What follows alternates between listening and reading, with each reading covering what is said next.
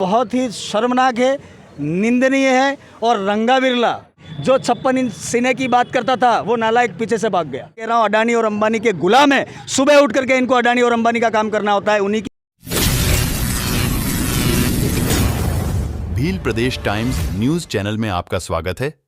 तो साथियों, इस वक्त आप देख सकते हो डूंगरपुर जिला मुख्यालय पर एक विशाल प्रोटेक्शन किया जा रहा है, जो कि हाल ही में एक विषय चर्चा का मुद्दा बना हुआ है। और यह मुद्दा यह है कि जो दिल्ली जंतर मंतर पर छात्र प्रोटेक्शन दे रहे थे, वहां पर उन बच्चों के साथ क्रूरतापूर्वक लाठीचार्ज किया गया है। मैं यहाँ पे कुछ साथी हैं, उनसे जानना चाहूँगा। पता है से जिस तरह से दिल्ली में जंतर मंतर पर जो बच्चे अपने प्रोटेक्शन दे रहे थे, उनके ऊपर जो क्रूर और निंदनीय पूर्व अत्याचार किया गया है, क्या वह सही था?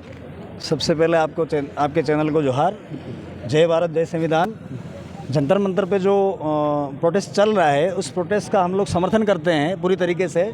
छात्र यूनियन का मामला है, नीट पेपर लीक का मामला है। सोनम वांगचुक जी ने इतने दिन से अनशन चला रहे हैं, वो हॉस्पिटल में रह करके भी इन्होंने अनशन अनवरत जारी रखा है। उसका हम लोग समर्थन करते हुए जो वहाँ की पुलिस ने और पुलिस के साथ में आए हुए गुंडों ने, आरएसएस के द्वारा भेजे हुए नालायक लोगों ने, दमनकारी लोगों ने वहाँ जो कृत्य किया है बच्चों के साथ में, वो बहुत ही शर्मनाक है, निंदनीय है। और रंगा बिरला, हम लोग रंगा बिरला कहते हैं नरेंद्र मोदी और अमित शाह को। इन दोनों की नाकामी है। आपका एक व्यक्ति उत्तरदायी जवाबदेही नहीं है, वो जवाब लेने के लिए तैयार ही नहीं है, अपनी गलती को स्वीकार ही नहीं कर रहा है। वो डर रहे हैं कि आज तो शिक्षा मंत्री का इस्तीफा मांगा है, कल उठ करके हमारे भी इस्तीफे मांगेंगे ये लोग। इस वजह से उसका इस्तीफा दे नहीं रहे। अब हम आपके चैनल के माध्यम से कहना चाहेंगे, और जंतर मंतर पे जितने लोग बैठे हैं, प्रोटेस्ट चल रहा है, उसके अंदर ज़रूरत पड़ी तो भील प्रदेश से भी सारे लोग वहाँ जाएंगे।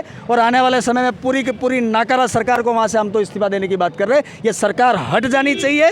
तानाशाही सरकार है, एक तरफा रवैया है। जो 56 इंच सीने की बात करता था वो नालायक पीछे से भाग गया, पीछे से के दरवाजे से वहाँ निकल करके भाग गया। लोगों के बीच जाकर के बैठता, सोनम वांगचुक के धरने पे जाकर के बैठता और वहाँ जाकर के सवाल का जवाब देता कि हमारे शिक्षा मंत्री जो तुम्हारे हैं, उनका इस्तीफा क्यों नहीं देना चाह रहे हो? क्या तुम्हारी गलती तुम स्वीकार करना नहीं चाह रहे हो? सुप्रीम कोर्ट ने कहा, इसके बाद सुप्रीम कोर्ट के बाप बने हुए ये लोग। तो हम आपके चैनल के माध्यम से इस जंतर मंतर पे जो धरना चल रहा है उसका पूर्णतः समर्थन करते हैं। हमारे जो यहाँ से चुने हुए एक जनप्रतिनिधि हैं भारत आदिवासी पार्टी के, राजकुमार जी रोत, वहाँ शामिल है। ज़रूरत पड़ी तो भील प्रदेश से एक एक बच्चा, एक एक छात्र, एक एक यूनियन के लोग यहाँ से जाकर के वहाँ समर्थन में बैठेंगे।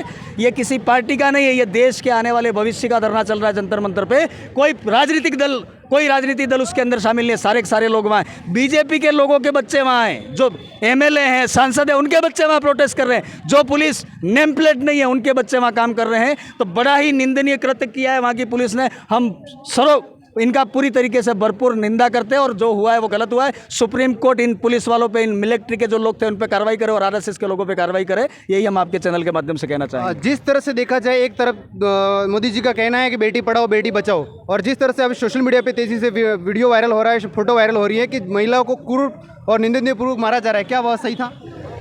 वीडियो जो देखे हैं वो वीडियो मैं आपके माइक के माध्यम से कह नहीं सकता हूँ। लकड़ी कहाँ घुसेड़ रहे हैं, क्या कर रहे हैं? तुम्हारी बेटी की बात कर रहे थे। जिस नारों को लेकर के, जिस स्लोगन को लेकर के तुम सत्ता में आए थे ना, तुमने वहाँ से आकर के धर्म के नाम की राजनीति कर दी, ख़त्म कर दिया। इस देश में बेटी सुरक्षित नहीं है, यहाँ का आम आदमी सुरक्षित नहीं है, बेरोजगार भटक रहा है, दर दर की भटके खा रहा है। इसलिए जंतर मंतर पे लाखों की संख्या में लोग आज आए हैं। आने वाले समय में हो सके तो ये पूरी सत्ता के सत्ता उखाड़ने के लिए हम लोग तो तैयार बैठे हुए हैं। बस एक बार प्रोटेस्ट जो चल रहा है, उस प्रोटेस्ट को शांतिपूर्ण तरीके से चलने दे रहे हैं। आने वाला समय 100% इन युवाओं का है, और युवा इस देश में बदलाव जरूर लाएंगे, और हम उनके साथ में हैं। इनको पता ही नहीं पड़ रहा है करना क्या है। यूँ अनपढ़ लोगों को हमने सत्ता दे दी है ना। जिन दो लोगों के लिए इस सुप्रीम कोर्ट, भारत का सुप्रीम कोर्ट, सर्वोच्च न्यायालय ने जिन दो लोगों को इस देश के लिए खतरा बताया था 2000 के अंदर, जब दंगा हुआ था, गोधरा कांड हुआ था, ये दोनों उत्तरदायी थे। आज एक देश का गृह मंत्री और आज एक देश का प्रधानमंत्री है। ये दोनों को दोनों, उस टाइम में भी ये मुख्यमंत्री था एक तो, और एक गृह मंत्री था गुजरात सरकार का। इन दोनों को सुप्रीम कोर्ट ने मना किया था कि आप इस देश के लिए देशद्रोही जैसे हो, आप इस देश में रहने लायक नहीं हो। उन्हीं के हाथों में हमने सत्ता सौंप दी। उनसे क्या उम्मीद करें? उनको पता ही नहीं पड़ रहा है। अनपढ़ लोग, गंवार लोग, जिनकी डिग्रियों का आता पता नहीं है। अरे कभी तो यूँ कह देते हैं मैंने इतना, मेरे जीवन काल का इतना समय उनके साथ बिताया। जहाँ जाते हैं वहाँ रंग बदल देते हैं गिरगिटों की तरह। 30-35 साल कभी तो जैनियों के साथ खड़े हो जाते हैं, कभी आदिवासियों के साथ खड़े हो जाते हैं, कभी मुसलमानों के साथ खड़े होते हैं। कोई पाया नहीं है। क्या सरकार में कैसे करना चाहिए एक प्रधानमंत्री। ये तो मैं कह रहा हूँ अडानी और अंबानी के गुलाम है। सुबह उठ करके इनको अडानी और अंबानी का काम करना होता है, उन्हीं की सेवा कर रहे हैं। पूरे देश के लोग आज रोड पे उतर गए, ये इनको दिख नहीं रहा है। आने वाले समय में इनको उखाड़ फेंकेंगे, इस देश से नेस्तो नाबूद कर देंगे। भारतीय जनता पार्टी का कहीं नामो निशान नहीं रहेगा। ये देश की जनता जाग चुकी है और आने वाले समय में ये जरूर इनको तमाचा लगेगा बड़ा। समझ में आ गया, इसलिए भाग रहे हैं। अभी तो तुम खाली यहाँ से भाग रहे हो, देश छोड़ के भी भागोगे, ये हमें मालूम है। तुमने तुम्हारी व्यवस्था कर रखी है, समझ जाओ। अभी भी वक्त है तुम लोगों के पास में। देश के बेरोजगार साथियों का साथ दो, युवाओं का साथ दो, तो ठीक रहेगा। धन्यवाद। जय जोहार।